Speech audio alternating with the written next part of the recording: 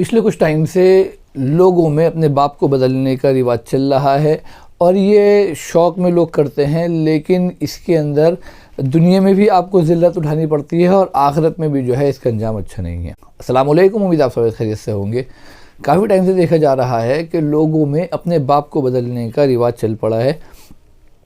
उनका बाप कोई भी हो, लेकिन कुछ टाइम के बाद जो है वो अपने नाम के साथ किसी और के बाप का नाम लगाना शुरू कर देते हैं। जी हाँ, मैं सही कह रहा हूँ। माशरे में एक बहुत बड़ा तबका ऐसा है जो शौक़ के अंदर जो है वो अपने बाप का नाम बदल देता है। मिसाल के तौर पर एक आदमी जो है वो किसी ख़ानदान में पैदा हुआ, वो ख़ानदान कोई भी हो सकता है। मैं अपने पिछली कई सारी वीडियो में इस बात की तस्दीक कर चुका हूँ कि मैं जो है इंसान को ख़ानदान से नहीं तोलता। अल्लाह ताला भी लोगों को जो है उसके अमाल के हिसाब से देखेगा और आखिरत में जो फ़ैसले होंगे लोगों के अमाल के हिसाब से फ़ैसले होंगे।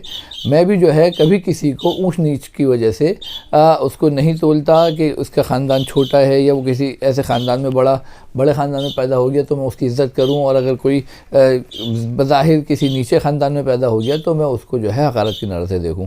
मेरी नज़र में सब इंसान बराबर हैं, मैं सबकी इज़्ज़त करता हूं। और अगर आपको किसी की इज़्ज़त करनी है तो उसके आमाल की वजह से करें, ना कि उसके ख़ानदान की वजह से। ख़ानदान सिर्फ पहचान की वजह से लोगों के लिए बनाए गए। हम देखते हैं लोग जो है कुछ मख़सूस नामों का इस्तेमाल करते हैं, अपने नाम के साथ लगाते हैं। एक वाक़या ऐसा पेश आया हमारे वालिद साहब के साथ। हमारे वालिद साहब मार्केट में बैठते थे, अल्लाह उनकी मग़फ़िरत फ़रमाए।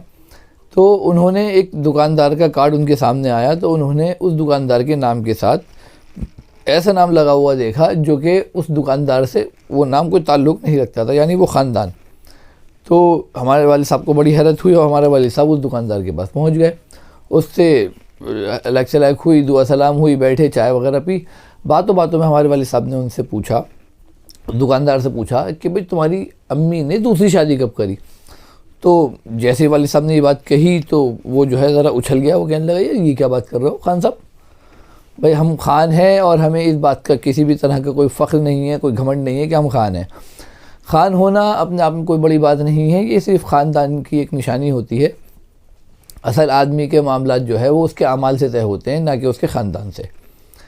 तो जब उसने कहा हमारे वालिद साहब से बहुत बुरा सा मुँह बना के कि खान साहब ये क्या बात कर दी तुमने, तो हमारे वालिद साहब बोले कि भाई तुम तो फ़लाँ फ़लाँ के बेटे हो। तो उसने कहा हाँ, मेरे वालिद साहब तो वही हैं। तो वालिद साहब बोले, कहने लगे भाई तुम्हारे नाम के आगे तो हमने देखो खान लगा हुआ देखा है, और तुम्हारे वालिद साहब खान तो थे नहीं। तो उसको बड़ी शर्मिंदगी सी हुई। देखिए, ये जो अपने नाम के साथ खान लगाना, सैयद लगाना, पठान लगाना, अगरचे वाकई में आप हैं तो आप ज़रूर लगाइए।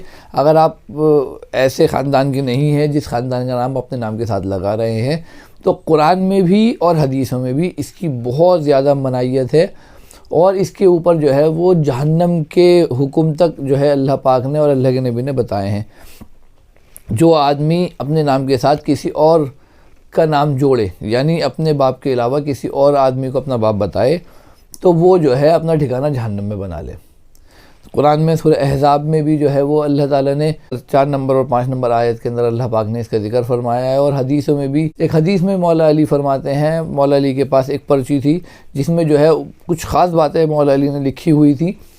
उसमें एक बात ये भी थी कि जो आदमी अपने बाप के नाम को बदल दे और किसी और के बाप को अपने नाम के साथ मंसूब करे, तो वो जो है अपना ठिकाना जहन्नम में बना ले। इस तरह की बहुत सारी हदीसें हमें मिलती हैं सही बुखारी, सही मुस्लिम में। मैं आपके सामने इसलिए रख रहा हूँ कि बहुत सारे लोग जो है ये गलती करते हैं, अपने नाम बदल देते हैं, अपने बापों के नाम बदल देते हैं और जिस ख़ानदान के होते हैं उस ख़ानदान से अपने आप को मंसूब नहीं करते, दूसरे ख़ानदानों में जो है वो अपने आप को शामिल करवाते हैं। तो ये जो है ख़ानदान का बदलना जो है एक तरीके से बाप का बदलना होता है।